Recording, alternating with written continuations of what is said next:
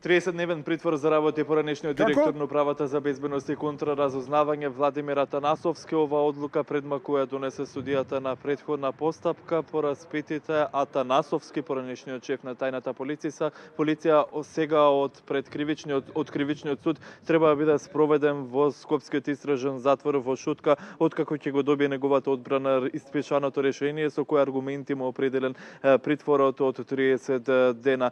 Тој се товари за кривичното дело здружување заради непријателска дејност, а во секој момент, како што кажав, се очекува да биде спроведен во Скопскиот истражен затвор Шутка.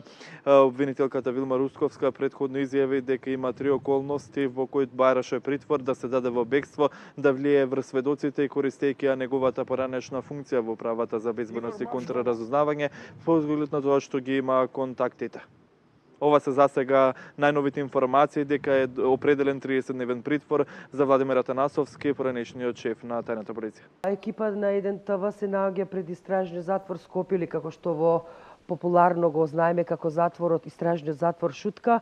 Од она што успеав најново да го дознаме тоа дека пред едно 10 минути со полициско возило, онака како што налага и процедурата, впрочем, засега осомничениот Владимир Атанасовски веќе е на пат кон истражниот затвор Шутка. Единствено предпоставувам што може да го спречи и да доцни комбето полициско со донесувањето на Атанасовски е тоа што делот Чаир од Скопската општина Чаир е блокирана од полиција, бидејќи додека нашата екипа доаѓаше наваму, не пуштија да поминеме, па мораше да кружиме низ градот за да стигнеме до истражниот затвор Шутка. Некоја акција се случува во МБАР, но за тоа веројатно утре дополнително ќе известуваме. Единствено велам тоа е причина што можеби ќе доцни доаѓањето на Атанасовски во истражниот затвор во Шутка. Го очекуваме во секој момент да се појави.